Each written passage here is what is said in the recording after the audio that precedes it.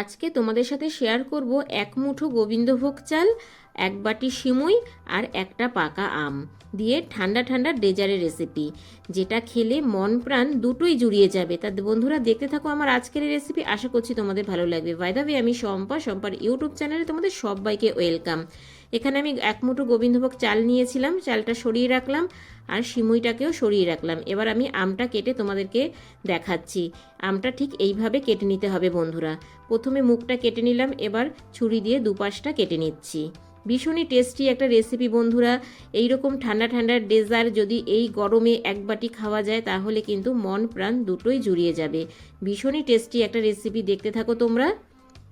দেখো আমের দুদিকটা কিন্তু আমার কাটা হয়ে গেছে। এবার আমের এক পাশটা আমি ঠিক এইভাবে আমি কেটে নেব কিউব করে। এটা আমার গার্নিশ করতে কিন্তু কাজে লাগবে। তো কীভাবে কাটছি তোমাদেরকে দেখাচ্ছি। এই রকম সরু করে ছুরি দিয়ে কেটে নিতে হবে। এই দেখো এইভাবে ঠিক কিউব করে কেটে নিতে হবে। আর যে এক পাশটা আছে ওটা আমি চামচ দিয়ে তুলে নেব, তুলে মিক্সিতে আমি পেস্ট করে নেব। চামচ দিয়ে এইভাবে তুলে অফ ক্যামেরায় আমি পেস্ট করে নেব। এই রেসিপিটা করার জন্য একটা আমি যথেষ্ট বন্ধুরা। আর আমটা কিন্তু এইরকম একটু লাল দেখে নেবে। এবার আমি গ্যাসে কড়াই বসিয়ে দিয়েছি, তাতে দিয়ে দিলাম 1 চামচ ঘি। এই রেসিপিটা কিন্তু অবশ্যই ঘি দিয়ে করতে হবে, এখানে সাদা তেল ইউজ করা যাবে না। এবার ঘিটাকে একটু ভালো করে আমি গরম করে নিলাম।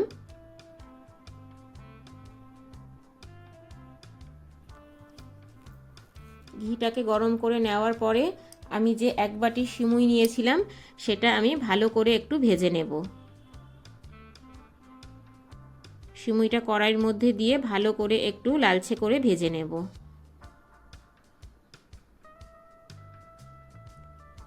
এতটাই টেস্টি হয় খেতে যে বন্ধুরা বাচ্চা বড় সবাই খেতে ভীষণ পছন্দ করবে।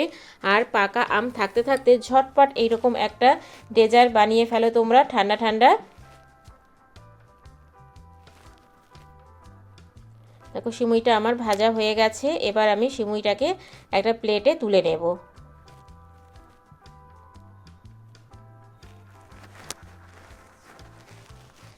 এইরকম একটু লালচে করে ভেজে নেবে।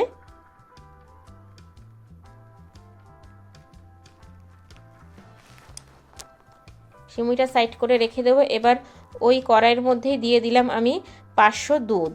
এখানে 500 গ্রাম দুধ আছে বন্ধুরা। দুধটা আমি আগে থেকেই ভালো করে জাল করে রেখেছিলাম। এবার ওই দুধের মধ্যেই দিয়ে দিলাম আমি 2 চামচ গুঁড়ো আমুল দুধ। এতে দুধটা আরেকটু ঘন হবে আর খেতেও ভীষণ টেস্টি হবে বন্ধুরা। আমুল দুধটা অবশ্যই দেবে। আমুল দুধটা দেওয়ার পরে ভালো করে আমি মিশিয়ে নিচ্ছি, যেন কোনো রকম ডেলা না থাকে। এইরকমভাবে ভালো করে মিশিয়ে নিতে হবে।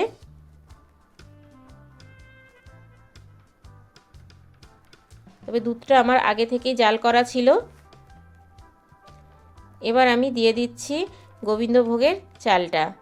তবে চালটা কিন্তু আমি আধা ঘন্টা আগে ভিজিয়ে রেখেছিলাম বন্ধুরা। আধা ঘন্টা আগে চালটা অবশ্যই ভিজিয়ে রাখবে, তাহলে বেশি সময় লাগবে না, 10 মিনিটের মধ্যেই এই চালটা খুব ভালোভাবে সিদ্ধ হয়ে যাবে।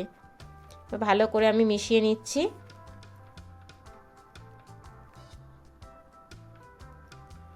সম্পূর্ণ ভিডিওটা দেখার অনুরোধ রইল। যারা এখনও পর্যন্ত লাইক দাওনি, একটা লাইক দিয়ে ভিডিওটা শেষ পর্যন্ত দেখতে থাকো। আর ভালো লাগলে বেশি বেশি করে একটু শেয়ার করে দিও। তা এইভাবেই আমি 10 মিনিট একটু জাল করে নেব। গ্যাসের ফ্লেমটা লো টু মিডিয়াম করে। তা বন্ধুরা এইভাবে জাল করতে করতে দেখো আমার কিন্তু চালটা সিদ্ধ হয়ে গেছে। তবে পুরোপুরি চালটা কিন্তু সিদ্ধ করা যাবে না বন্ধুরা, চালটা যেন একটু দানা থাকে।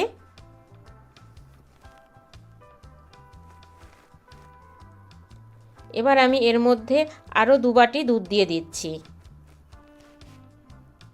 চালটা ফুটে যাওয়ার পরে দুধটা ঘন হয়ে গেছে, তাই আমি আরও 2 বাটি দুধ দিয়ে দিলাম। দিয়ে ভালো করে আবারও নাড়িয়ে চাড়িয়ে নিলাম। দুধটা কিন্তু আমার আগে থেকেই জাল করা ছিল।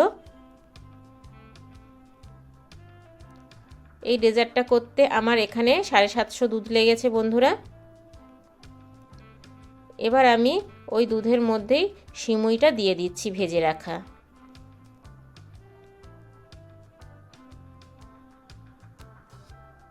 সিমুইটা দেওয়ার পরে আমি 2 মিনিট জাল করে নেব।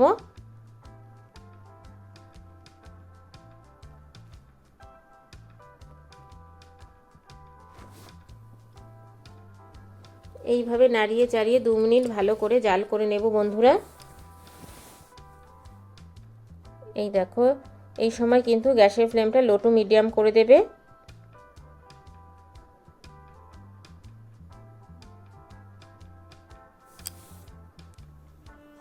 এইভাবে ভালো করে আমি জাল করে নিলাম। দেখো দুধটা কিন্তু আগের তুলনায় অনেকটাই ঘন হয়ে গেছে, সিমুইটাও ভালোভাবে সিদ্ধ হয়ে গেছে, দেখেই তোমরা বুঝতে পারছো। এবার আমি এখানে মিষ্টির জন্য দিয়ে দেব 1 বাটি চিনি।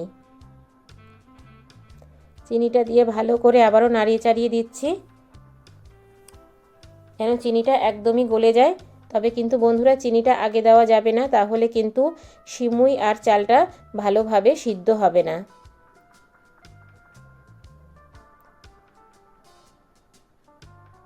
খুব ভালো করে আমি নাড়িয়ে চাড়িয়ে নিলাম। চিনিটা কিন্তু এবার একদমই গলে গেছে। এবার দেখো তোমাদেরকে একটু কাছ থেকে দেখাচ্ছি, দুধটা আগের তুলনায় অনেকটাই ঘন হয়ে গেছে। এবার আমি গ্যাসের ফ্লেমটা বন্ধ করে এটাকে 5 মিনিটের জন্য রেস্টে রেখে দেব। ফিরে আসছি বন্ধুরা 5 মিনিট পরে। তা 5 মিনিট পরে দেখো এটা কিন্তু অনেকটাই ঠান্ডা হয়ে গেছে আগের তুলনায়, আর কতটা ঘন হয়ে গেছে। এবার আমি এখানে যে আমের পালটা করে রেখেছিলাম সেটা দিয়ে দিলাম,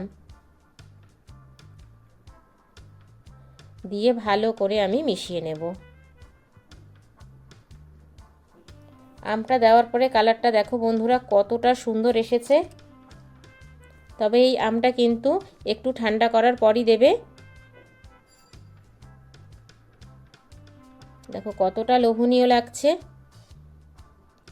খুব ভালোভাবে আমি আমটাকে এবার মিশিয়ে নিলাম। এবার আমি একটা বাটিতে ঢেলে নেব। তো দেখো বন্ধুরা একটা বাটির মধ্যে আমি ঢেলে নিয়েছি। এবার ওপর থেকে গার্নিশ করার জন্য যে আমটা কিউব করে কেটে রেখেছিলাম সেটা দিয়ে দিলাম। এবার দিয়ে দিচ্ছি কিছু কিশমিশ কুচি ছোট ছোট করে কেটে রেখেছিলাম, আর কিছুটা বাদাম। গার্নিশটা তোমাদের নিজেদের ইচ্ছে মতো ড্রাই ফ্রুট দিয়ে করতে পারো।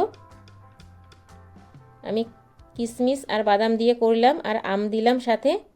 তা দেখো বন্ধুরা কতটা লোভনীয় লাগছে দেখতে, আর খেতে কিন্তু দারুণ হয়। অবশ্যই বাড়িতে একবার এই রকম আম শেষ হওয়ার আগে এই ডেজার্টটা তৈরি করে দেখবে, ভীষণ ভালো লাগবে। বাচ্চা বড় সবাই খেতে ভীষণ পছন্দ করবে, আর এই রকম ডেজার্ট করার অনুরোধ করবে।